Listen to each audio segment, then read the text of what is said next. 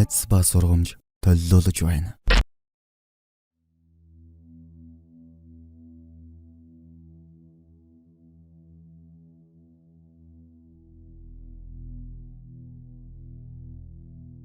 Манай сувг нь хачин жигтэй явдалтай даарсан хүмүүсээс зөвшөөрөл аван та бүгд дөрөвдгийг мэдэгдэж байна. Хэрв та өөрт тохиолдсон явдлаа бидэнтэй хуваалцахыг хүсвэл Facebook пэйжээр холбогдно. Би одоогоос 8 жилийн өмнө өөрийнхөө буруугаас болж эвгүйтгэхэд өгсөн талаарх түгээсээ хуваалцъя гэж бодлоо.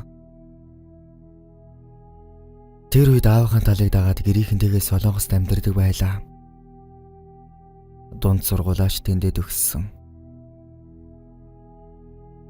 Ер нь бол би багаасаа иймэрхүү өмдийг сонирхолтой хөхөд байсан юм л да.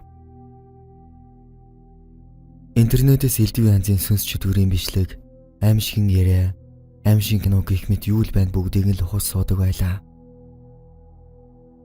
Тэгээд өдөржингөө сүнс дуудах иймэрхүү юм уншаад эхлэхээр хүн чинь өөрөө залхаж эхэлдэг юм билээ л дээ.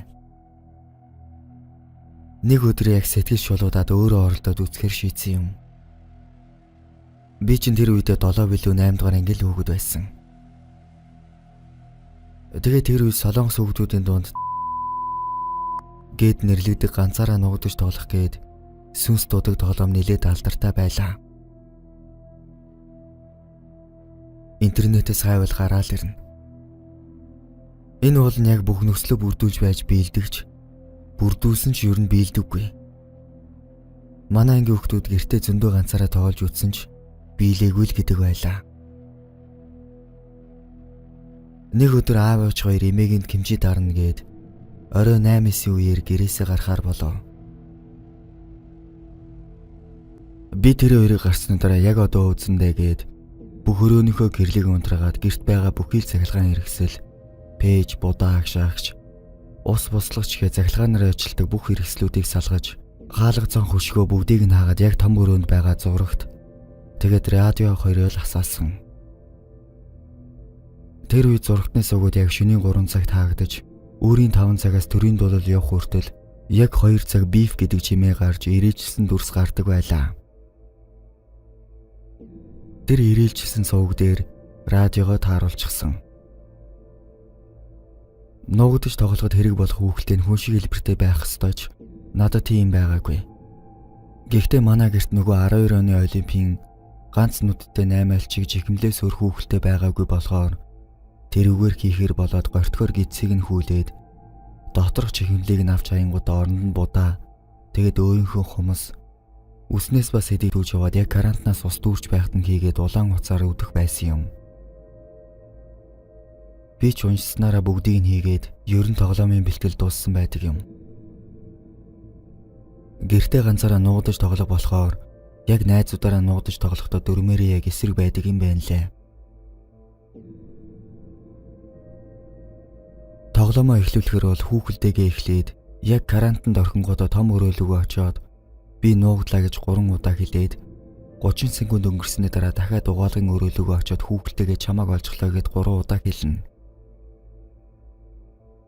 Уул нь хотгоны ирэх хүүхэлдэг зоох ёстой л доо. Тэр үедээ би хотгоноос айгаад гортгоор хийдэд цоосон юм.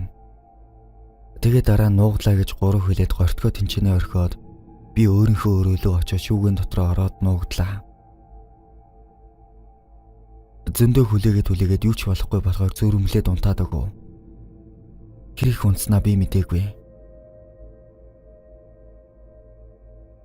Тэгээд нэг сэртэл ямар ч хариу байхгүй болохоор нь болоогүй юм байлгүйдэгээ шүүгнийхээ хаалгыг онгойлгох яг тэр үед так гэсэн чимээ гарлаа.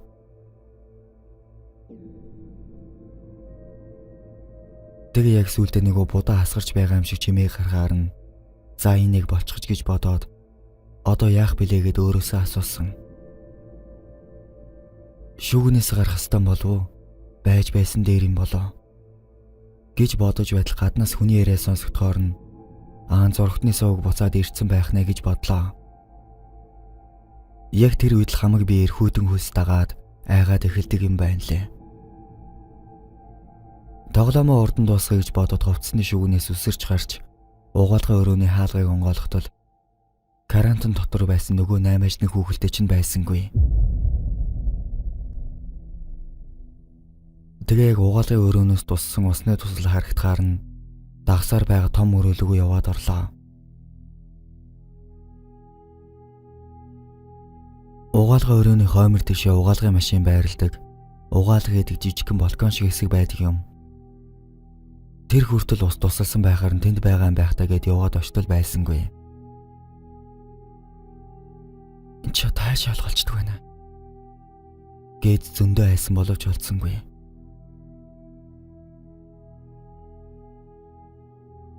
Тэгээд бууж өгөөд өрөөлөгөө орсон чинь өрөөний гол нөгөө хүүхэлтэй тэгээд хажууд нь амар том дэлгэжсэн гортог маань хэвдэж байдаг юм. Заац. Ямар ч байсан хүүхэлтэйг олчихсан юм чинь. Гэж бодон тоглоомоо дуусгаар хүүхэлтэйгээ шатаах ёстой болохоор балкон руугаа явлаа. Уулын дотор нь байгаа бүх юмтай шатаах ёстой байсан юм байна лээ л дээ.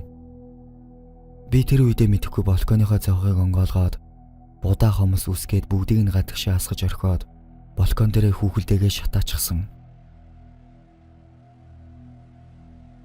Нэг тийм гялгарч юм шиг хүүхэлтэй байсан болохоор шатахтаа амар муухай өнөр гаргаад л шатсан. Нэг л их ажил хийсэн хүн шиг хамаг би ядраа тоглоомоо дуусгачаа том өрөөний бөөдөн дээр хэвтэж байгаа цаг хартал өглөөний 7 цаг өнгөрчихсөн байлаа. Зурагт радио хоёр хизээч унтарсан мэдхгүй хоёулаа унтраастай. Би ч том өрөөнийхөө гэрлийг асаалттай нээхийн бодлогын унтаад өглөө. Гэтэл намайг нэг хүн сэрэж байна. Өдөр цайны цагаар 12 хавцаа ирэх ёстой байсан аав ээж хоёр 8 өнгөрч байхад ирчихсэн байдаг юм. Яагаад ийм эрт ирсэн бэ гэж асуутал эмээ чинь явуулаа гэж хэлв. Манай аавын эмээгээд нэлээд өндөр настай мөртлөө айгүй цоглог эмээ байдаг юм. Бас юм хум хардаг зөнтөө хөвш юм л да.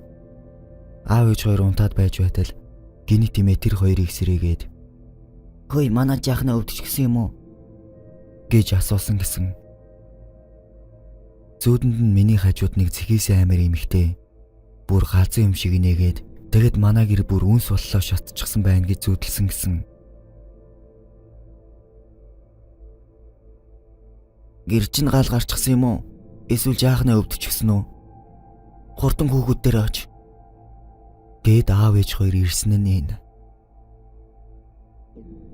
Гялгар хүүхэлтэй шатсан болохоор том өрөөний хөшиг балконы тааз энэ тэр чигтээ хавхаар миний нүүрч тэр чигтээ хөө тортог болсон байлаа. Тэгээд аав ээжтэй ямар гэрте ганцаараа нуудаж тоглож байгаад ингэчлээ гэлтэй нь биш. Галаар тоглож байгаад гал бүр томроод ингэчлээ гэж хэлээд сайхан загнуулж аваад л өнгөрсөн. Гэтэл яг тэр өдрөөс хойш өдөрч байсан хамаагүй зүрмгэлээд унтахаар л хар дараад байдаг боллоо. Яг ямар зүуд байсныг дөрөвтэйхэн тод санахгүй ч ямар ч байсан сэрхээр нэг зүрх савлсан, хамаг хөлс гарчихсан, нэг юмнаас амар яагаад л сэрдэг болчихсон.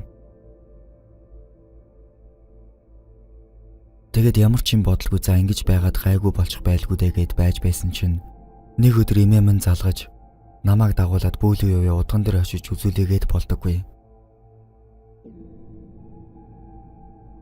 Аав ээжтэйгээ эмээтэй уулзаад яасан бэ гэж асуутал "Чи тэр гимчи дардаг өдөр янз бүрийн болоогүй юу?" "Юу ч болоогүй, яагаад ч вэл" гэлээ. Дэгсэн эмээ "Миний зүуд нь чамтай байсан тэр галзуу хүүхэн чинь байнга орж ирээд байна. Орж ирэх болгондоо 30-аас доош суулаа тоолоод байна. Одоо 15 дээр явж байгаа. Дахиад 2-7 хоног өнгөрөөд тэр тоон тэг дээр очил юу болохыг би мэдэхгүй байна. Тийм болохоор хамт эмээтэйгээ удган дээр очие" гэж хэллээ. Тэгээ солонгосын бүүнээр нэмэгтэй удган байдаг юм байна лээ.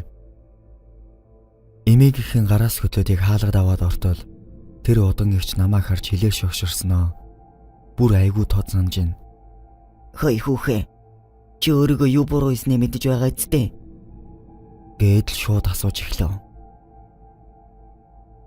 Буруу юм хийсэн хүн чинь юу ч хэлж чадалгүй, хүзүүгээ гулдаалгаал суусан. Тэгээ тэр өдрөө удгийн хчид айгүй олон модны мөчрөөр нуруугаар хөл рүүгээ өгтлөө шахвтуул зодуулсан да. Будааны арх гэж цагаан арх амдаа хийж байгаад цацаад л шахвтаад л байсан. Тэгж амар засал хийлгээд гэртээ хайртал ганц ч зав өргүй айгуугаа ямраад хаартар зүудлээгүй.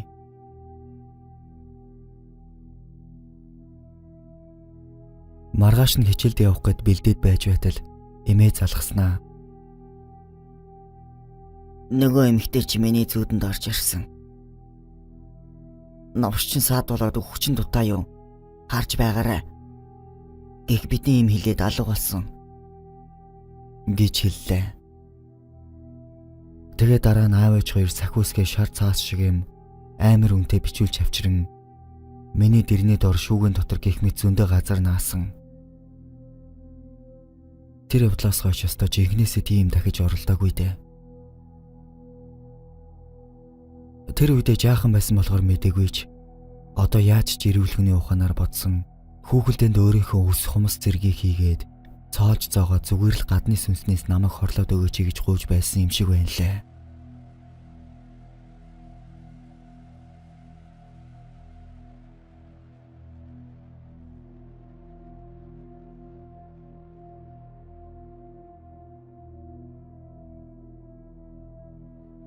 (2017 оны өвөл амралтаараа би Монголд дархан хотод гэртээ ирээд байлаа. Тухайн үед цагаан сар тохиож байсан учраас хоёр үеэлэгч минь манад ирсэн юм. Нэг үеэлэгч минь дархны сарангийн хэмлэгт ажилладаг байлаа. Манад ирдэг тэр өдөр эмнэлэг дээрээ жижигүүлж хонох хэлжтэй байж таарсан. Үеэлэгчтэй хань болж манай нөгөөгч бид гурав цуг хонхоор болов.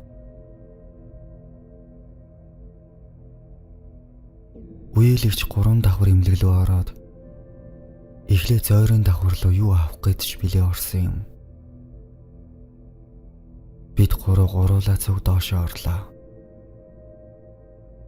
Тэгэд юм аваад буцаад гарах гэтэл зойрын давхраас нэг давхарт гарах шатны артган талд нэг хар юм харагдав. Би зогсоод сайн лавлан харвал яа харахгүй нэг хар хувцастай хар сарвчтай малгайтай өндөр эрэхтэй хүн над руу ширтэж байлаа. Би ч пал гэдэл явчихсан. Хоёр ихчтэй хэлэх гэтэл тэр хоёр нэг давхар руу айл хэдийн гараад явчихсан байв. Тэгэд би дээшээ хурдан өксөж байгаад эргэж харвал тэр хар хувцастай эрэхтэй хүн алга болчихсон байв.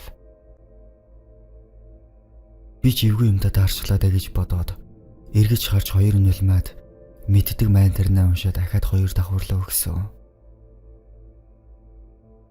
Бид гурав хоёр давхрын нэг өрөөнд дундах гэж байсан юм. Тэгэд би тэр хоёрын орсон өрөөлөө орж энэ эмнэлэгт өөрхөн байгаа юм уу гэд эмнэлэгт ажилладаг ихчээсээ асуудал. Үгүй яасан гэж асуухад нь би хоёр ихчийг айлгаад яах үгээд зүгээр л гэж хэллээ. Урд нь тиймэрхүү сүнс чөтгөр гэх мэт далдын юмтай таарч байсан ч бараг айж байгаагүй хэрнээ тэр үед яагаад ч юм айж байлаа. Тэгтэл ихч гараад эсрэг талын хоёр өрөөний цаанд байрлах өрөөнөөс хөнжлийн даваа аваад ир гэж хэлв. Би хоёр ихчтэй бараа болж хонж байгаа болохоор аснаа мэддэхгүй тул заа гэлээ. Тэгэд айж байсан ч гүрийгэл гарав. Тэр хэлсэн өрөөлөө нөрөөд хөнжлийн даваа аваад хартал хойны хэсэг дүүгийн минь хоолоогоор баярлалаа гэд нэрээр минь дуудав. Бүр хоёр ч удаа дуудсан. Би харанхуй эмнэлгийн коридороор гүйх шахваалхана.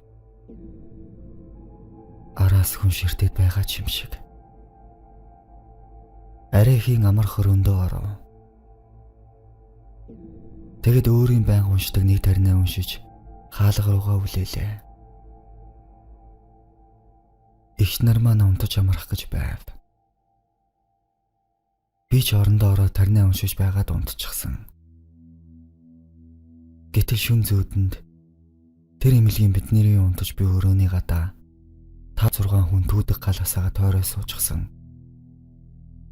Хөнгүүд эднэрийг орлчихъя гэсэн чинь нэг мөн залуу биднэрт гай болоод оруулахгүй юм байна л да.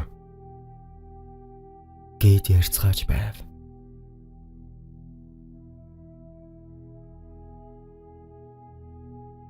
Тэр үед цагаан сар тохиож байсан болохоор эмнэлэгт огт хүнгүй байсан юм.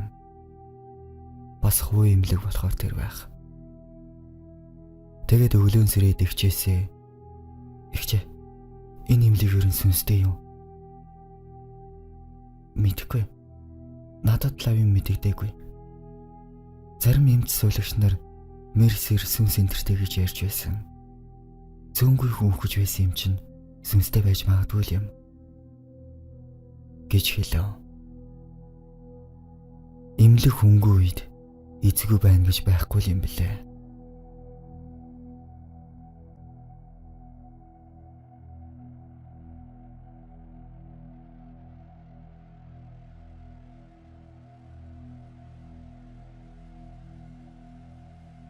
Яг хэдэн он гэдгийг сайн санахгүй байна. Ямар ч байсан би жаахан байсан. 4 эсвэл 5 настай л байсан байх. Бүр тэрнээс ч бага байж мэднэ. Би багадаа 6 нас хүртлээ ч юм уу сүнс хардаг хүүхэд байсан. Тэгээд тэр харсан зүйлсээ маш сайн сандаг. Манайх шинэ газар нүүж ирээд удаагүй байлаа. Шар хатанд байсан санагдаж байна. Нэг өдөр би чаргаар тоглож байгаад урагшаага артал миний урд яв ягаан урт ормото дайшинцтай. Дайшинцэн дээгүүрх хэсгэрээ чирнэлийн ягаан өнгөтэй хувцас өмссөн өндөр ихч зогсож байсан. Гэхдээ хөл нь харагдахгүй шахав. Их л гойлогд уйхан битээ бүсгүй байсан юм. Би одоо ч гэсэн тод сандаг. Нилээд царайлаг цагаан царайтай ихч над руу хараад мишээж байв. Хүн айхаар бол биш. Гэхдээ би хүүхэд байсан учраас айгаад гэрлүүгөө орчихсон юм. Надад одоо бол бодоход дулаан дотн санагддаг. Харин дараа нь тэр үед нэг удаа аав маань шүн халамцуу орж ирээд миний хажууд унтлаа. Би багадаа аавтайгаа цуг унтдаг байсан. Гэтэл аавыг дагаад нэг зүйл орж ирээд манай тонны дээр бүдэг хэрэл болоод хувирчихсан. Би гайхаад л хараад байлаа. Гэтэл нөгөө надад харагдсан ихч тэр зүйлийг аваад явчих шиг болсон. Тэгээ жилийн дараа манайх дарханлуу нүүсэн. Нүүж орсон байр маань нийтийн юм шиг урт коридортой. Тэр коридор заримдаа нэг хар хувцастай амир царайтай урт хар устай өндөр ах над руу үе үе гинэт хан нэвтэлж гарч ирээд хараа зогсчихдаг байлаа. Би харах бүртээ маш их айж эмээгийн зааж өгсөн тарныг олон дахин уншина. Тэгээд л тэр сүг мэдсэн салга болчихно. Заримдаа бас нөгөө гоё өндөрөгч гарч ирээд намайг айлгадаг хий бит итгээдийг аваад алга болчихно. Тэгэд л дараа жилээс нь би тийм зүйл харахаа болсон. Ер нь далд ертөнцийн хий битүүд нэг бол хүнийг хамгаалдаг. Нэг бол хүнийг хорлдог. Эсвэл бүр хорлдогчгүй, тусалдагчгүй. Дундаж гэж 3 ангилдаг байх. Бага насны хүүхэдтэй дүүтэй хүмүүс тэднэртээ анхаарч сахиустай ч юм уу байлгахгүй бол хорвоо дээр бидний харж байгаагаас өөр аюул отоод байж болох юм.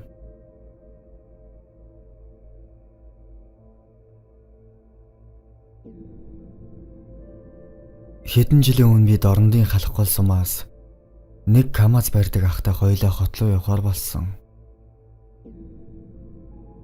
Бид хоёр ээжлээд бариад явна гэж тохиролцоод хот руу өдөллөө. Халах гол сумаас өдөрхөн дэш өдөлж явсаар байгаад минингийн тал руу гэгээ тасарчихсан орой болоход л орсон. Тэр ах их яриа хөрөөд ах байсан юм. Бид хоёр ч ойр зүрийн яриад л яваад байлаа. Тэгэд явж байтал нөгөө ах гинэт. Ушханд ахыгаа толиг хардаа гэж хэлв. Би ч юм бодлого толгоогоо далиалгаад хартал машины баруун хойно нэг цагаан хувцастай үсээ задгаа тавьчихсан хүүхэн ирээ суучихсан байлаа.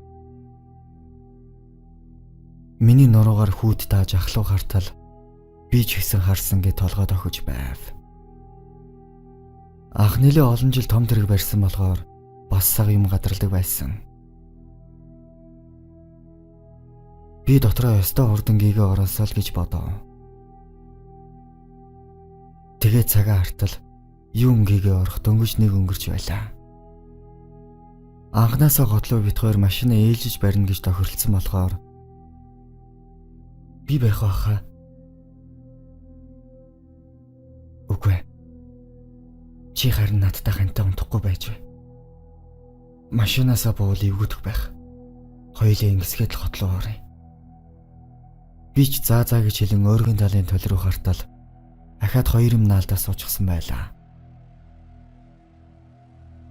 Цэргийн байрын хувцастай толгоогоо цагаан давгаар боочгсон өвөө байв. Бид хоёр бараг урд замаа харан л явж байлаа. Тэгсэн гинэт гай газар дороос хөвчээр миний шээс хүрээд эхлэв. Гэтэл нөгөө ахын ч гэсэн гидсэн нэг үрхээд эхэллээ. Бид хоёр ч цаа эвгүүтлээ нэг л биш шүгээд яваад байлаа. Тэгж нэг юм үүр цайж минийгийн талаас гарсан юм. Хоёр толондоо харахад бүгд алга болчихсон байсан. Дараа нь би таньдаг нэг бөө найзынхаа онгодыг булгаад энэ тухай учирлаж асуусан чинь буусан бол харин ч ивгүдэх байсан юм блэ. Намайг буугаагүй биз тэгэхээр нүггүй л гэсэн. Тэгтэл тэгвэл гимгүүдэл гэж хэлсэн. Ерөн зарим байдлаар гинэт гидсийг үрэх зэргээр хүмүүсийг шогоолдог юм гэсэн. Тэрхэн зураа төвчээд бууж болдоггүй юм гинлээ.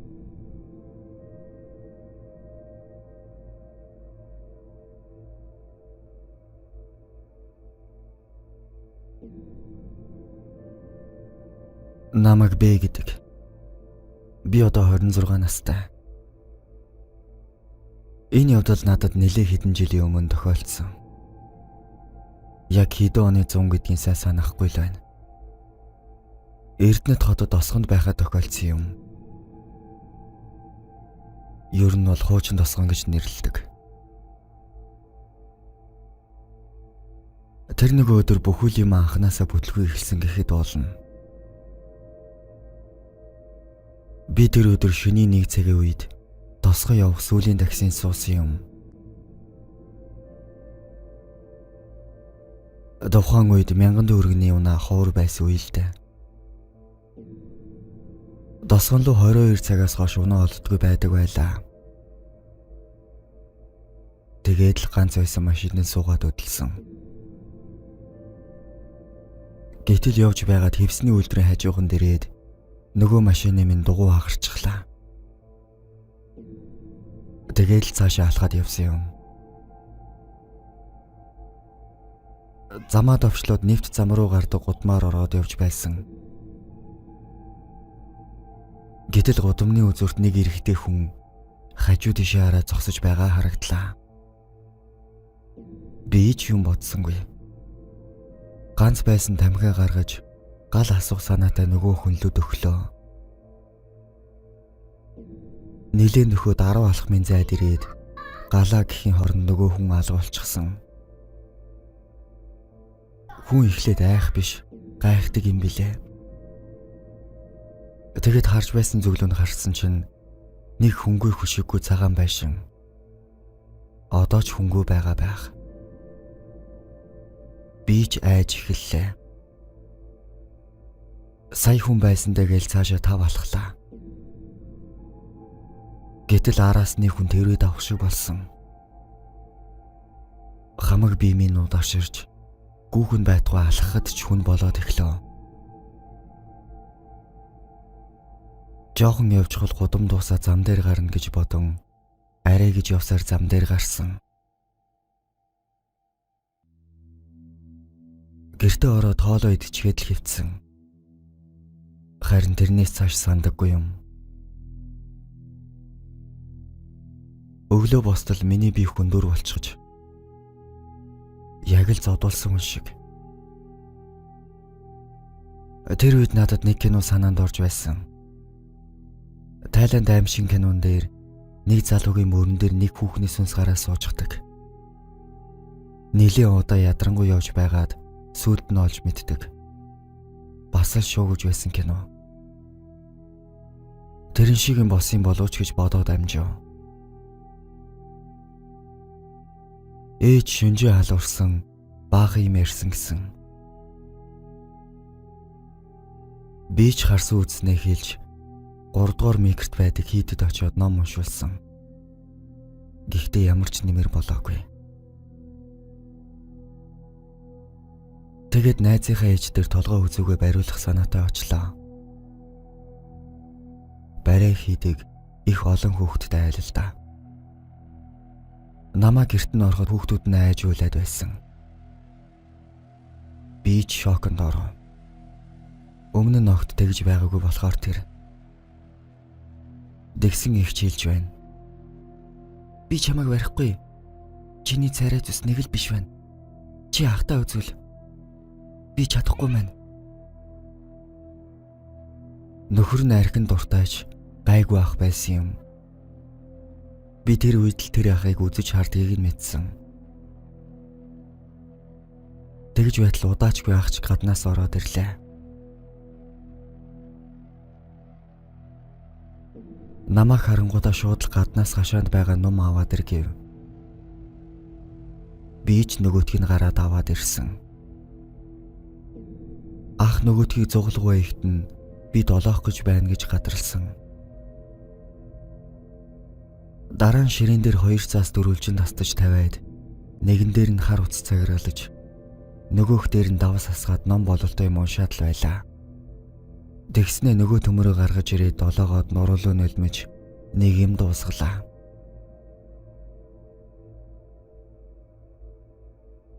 Нэгийг нь манаагаас гараад долоо алгаа шатаагаад зүүн мөр дээгүүрээ давуулаад хай.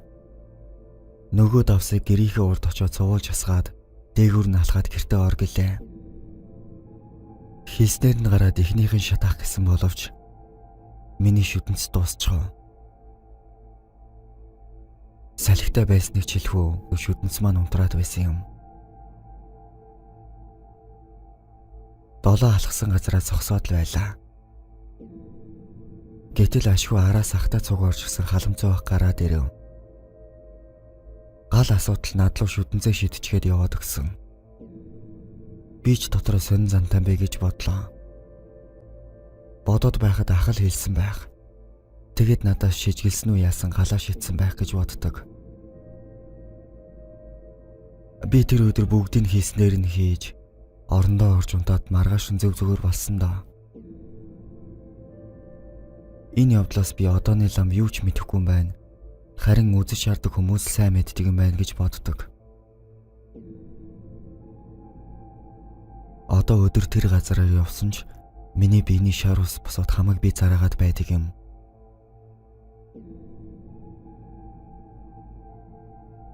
Тэр үед би буруу цагтаа л явсан байх гэж боддог.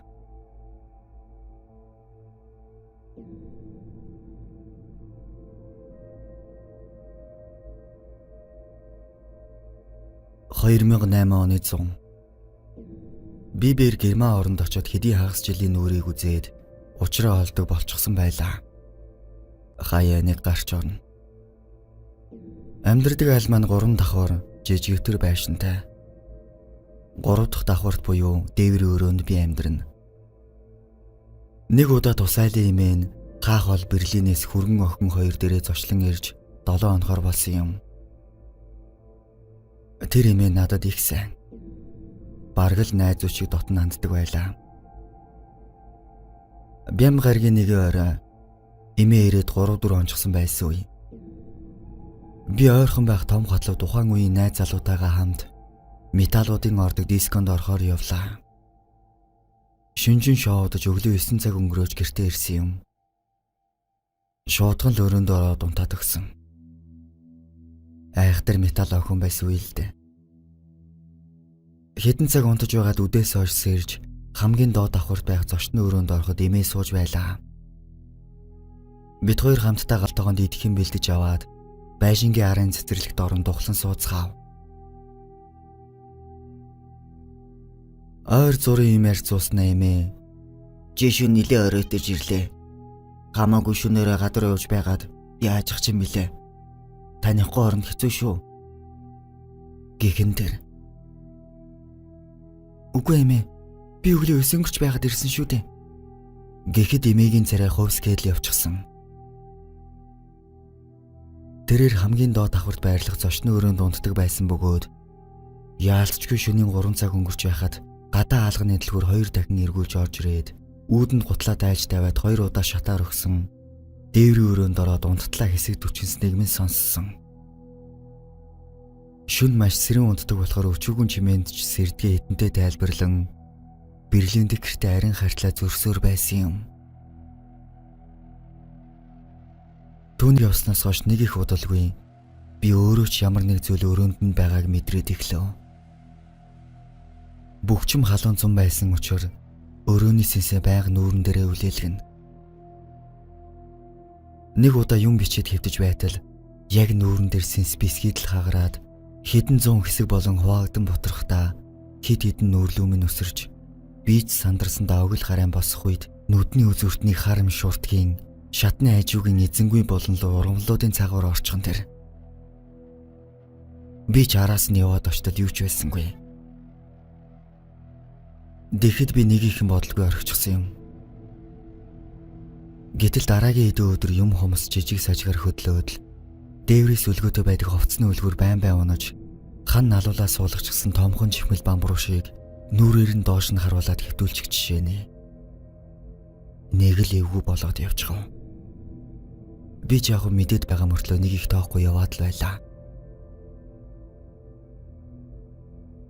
Тэгэж байгаад нэг өдөр хичээлээ тараад иртэл айлын ах ээж хоёр дунд иргэм насны эмэгтэй гэртээ аваад ирсэн.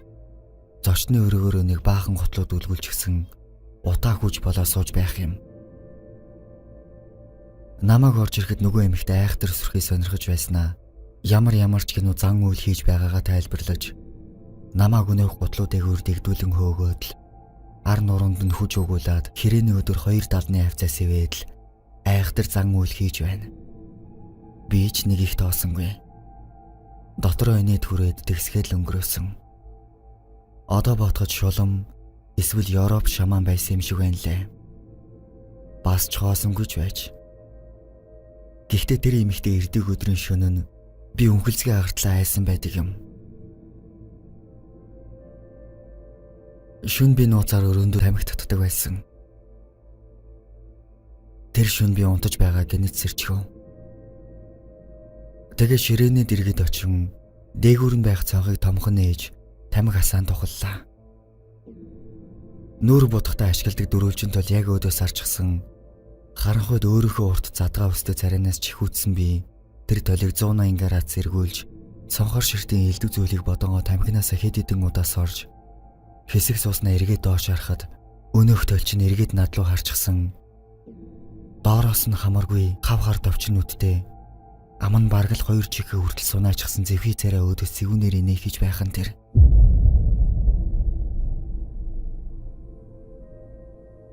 Би шууд хамаг мэддэг хараал өрөөлөө өрөөж өнөөх толыг доош нь шидчихсэн. Маргааш нь бүр гигэн цагаан өдрөөр нэг бүрх малгайтай хар цувтай өнөөх эзэнгүй болонгийн цэцгнүүдийн араас цухууж ирээд над руу инехэн тэр. Тэр үед л миний дэвчээр сайхан зан хоёр минь бүрэн айрлж харааж өрөөж хашгиж загнаж хамаг мэддэг таринаа уншиж утаа өнөөр болж байж гайгүй болсон. Сүүлд нэг өөр хотоос дүүмэн нэрж 2 хоноход намайг дуурайж ирээ дүүгмэн айлгаж байсан ч намайг бол илт оролдгоо болсон.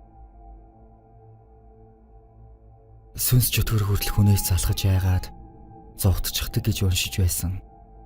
Магадгүй тэгсэн л байх.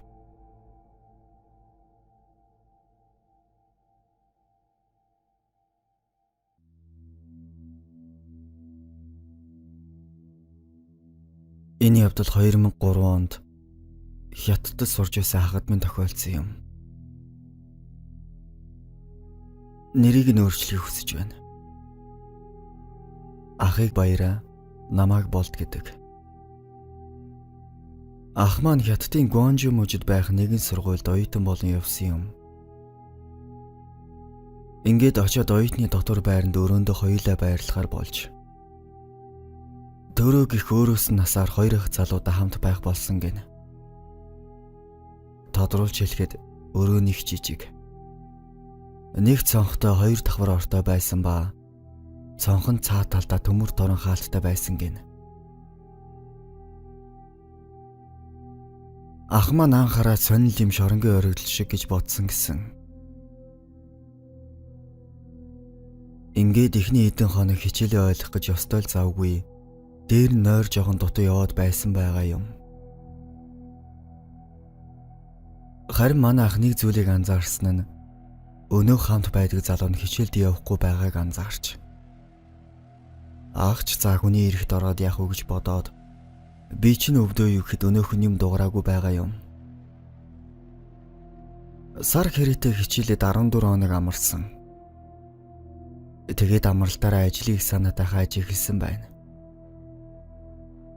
Гэтэл нэг өдөр өнөө хөрөөний амтрагч нь чи ажил хайгаад байгаа юм уу гэж асууж. Ах маань ч тийм ээ гэтэл өнөө залуу нэг хаяг өгөөд энд очиод уулзгээд явуулж. Тэгээд 10 хоног ажил хийхээр тохироо тэндээ байрлаж. 10 хоног ажиллачаад иртэл өрөөний амтрагч нь байхгүй болсон байгаа юм. Ах маань ч нэг их тоогоогүй тэгсгээд унтаад өгч. Өөрөө хаалгаад өгцсөн ба хаалган заавал үлхүүрээр төгжигдэг байсан гэсэн. Гэтэл унтаж байгаа шүн дундын үед сэртэл өнөх хамтрагч нь ирээгүй байж. Ах маань босож бийцсаад буцаад унтах гэтэл шүн хаалгыг нь хүн татах чимээгээр сэрж. Хамтрагчаа ирж байгаа гэж бодоод онгойлгохтол өөр хүн байж байснаа. Буйна гэд бусдыг нь хятадаар ярьсан гэнэ. Ах маань ч тийм хүн байхгүйгээд хаалгаа төгччээд буцаад унтаж. Гэтэл шүн дунд оройг нь хоёр тийш замжуулаад байхаар нь сэртэл саяхан өрөөнийх нь төгцсөн хаалга цэлийтэл нээгдсэн байсан гэнэ. Юу болоод байгааг ойлгоогүй ах нөгөө хүнээ ирж гэж бодоод дээд орлогоо хартал байгаагүй гэнэ.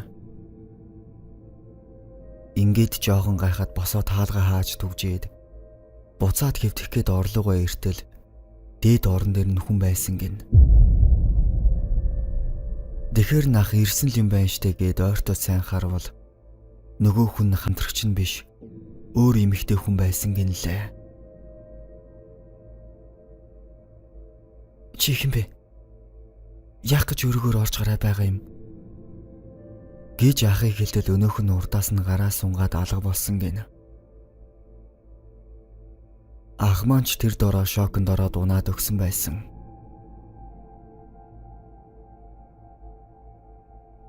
Өглөө сэртэл орон дээрээ унтаж байж. Арайхийн босоо бие засчгаад хоолой хийж байтал нөгөө амтрагч нь сохтог хүрээд ирж. Нэг сони юм сохтог мөртлөө ерөөсөө арх үнэртэхгүй байсан байгаа юм. Ах маань жоохон гайхаад хүмүүсээс нуугаад л үнэрээ дарсан байх гэж бодож. Нөгөө амтрагч нь орж ирээд л шууд орон дээрээ гараад унтаад өгсөн гэнэ. Тэгээд унтаж байгаад ярьж зүүдэлсэн байгаа юм. Ах маань нөгөө нээх тоогоогүйч гинэт л айгаад явчихсан гэсэн. Өнөө амтрагч нь яг л ахын урд шүний хэлсэн үгнүүдийг хүнтэй ярьж байгаа мэт хэлээд ирээд байсан гэсэн. Бүр илүү гайхал төрөсөн зүйл нь нэг гараараа хоолоогоо боочхоод нөгөө гараараа ямар нэг юмтай тэмцээд байгаа мэт болоод байсан гинлээ. Ингээд л ах нойлын өрөө ороод усанд орж гарахтаа толинд хартал хүзүүгэн тойроод хүний гарын мөр гарчихсан цээж нь майжчихсан юм шиг улаан болцсон хорсоод байсан гинэ. Гарч ирээд их гайхсан ба шүний явдлаа санах гэж чадахгүй байж. Гэтэл өнөөх залуу сэрчгсэн цамцаа тайлж суулж байснаа. Ямар муухай зүуд вэ гэснээ цээжээ хараад ойрлоод байж. Ах гайхан хартал яг л өөрөг шиг нь болсон байсан гэнэ. Тэр хоёр ярилцаж ах юу үзэж харсан бас зүйлсэн гэд ярьж байтал нөгөө залуу би зүудэнтэй нэг хүн хоолоогоо хэрчүүлж өгч байгааг зөвлөсөн. Бүр яг би өөрөө тэгж өгч байсан. Хүзүүний ясанд хотгоны ир мэдэрхэдээ дуурайт л байсан. Өглөө сэртэл хүзүү бараг ардаа хүртлээ улаачсан оромтоос ирсэн. Гэж хэлснээ. За амарцгаая. Орой болчихж. Зүгээр л хар дарсан байлгүй. Хоёулаа хэд хоног ажиглая. Гэд орондоо орцгоогод хөвдөөд унтаж. Шүн дунд хаалганы түлхүүрэн шажигнаж дуграад байхаар нь сэрийт хартал. Хаалганы бариул нь хоёр тийш эргээд байж. Тэгсний гинэт болоод орыг нь хүчтэй хөдөлгөөд байж. Ах маань дээд тал байгаа залуулгуу хартал сэрийгүй унтаад байсан байгаа юм. Ингээд ах маань толгой дээрээ хүнжлөө нөмрөөд хөвтөөд байж. Гэтэл цонх тогшоод байсан гэнэ. Ах маань ч гүрээгээд хөвцөр байгаад өглөө болгосон. Гэгээ оронгууд нөгөө залуугаа сэрэх гэд хүнжлнөөс нь татаад үзтэл улаан алаг болсон юм хөвдөж байж. Айсандаа ах маань дээд давхрын монгол оюутнуудыг дуудаж түргэн дуудаад орж ирсэн байна. Түргэн нөгөө залууг авч яваад хэд хоногийн дараа нөгөө залуу эмнэлгээс гарсан ба байрандаа эрэхт намайх орлого хийсэнгээ сургуулаас нь хөөсөн байж. Нөгөө залууч нутаг буцах болж ах маань ч тэр залуутай хамт явж Монголдо ирж үзүүлэхээр болсон юм. Тэгээд тэр хоёр өглөө эрт хурдны автобусаар ирэн орохоор болоод өрөөндөө ороод унтах болсон гин. Тэр шөнө ах маань аимшигтай хар дарж зүүдлээд зүүдэнд нь нэгэн эмэгтэй хүчрхийлээд дараа нь хоолойг нь маш гүн зүсэж хороож байна гэж зүүдэлсэн байгаа.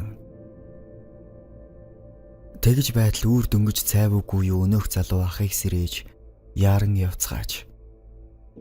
Хурдны автобусаар ирэн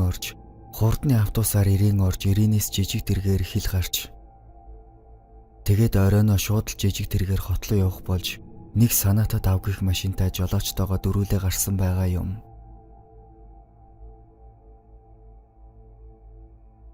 Ах маань ч Монголд ороод ирсэн болохоор биеийн тавирч санаа намраа дунтаад явж.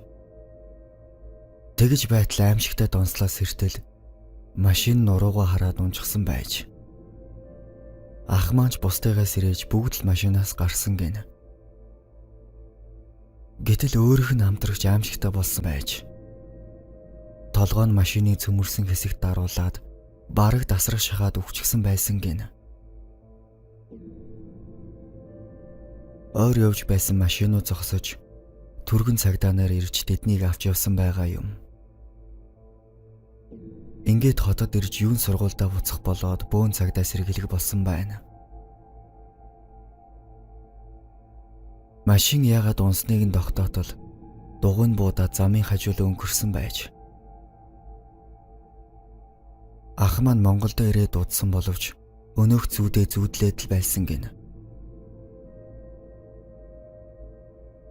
Нэг өдөр ах маань зориг гих аавын дүүгийн Верна машиныг гуйж яваад орой халтууранд явж байтал хоёр залуу гар өргөө зогсож байхаар навтал шарга март орно гэж хотын төвөөс нилээн холдоод явж байтал нэг залуу нь араас нь нарийн осоор боогоод нэг нь юмар толгойлон цохиод ухаан алдуулсан байсан. Үүрээр ах маань сэртэл нэгэн далан дотор хөвдөж байж. Ингээд арайхийн өндөөгөөд бостол хөлөө мэдрэхгүй байгаар нь хартал гутал нь байхгүй байж.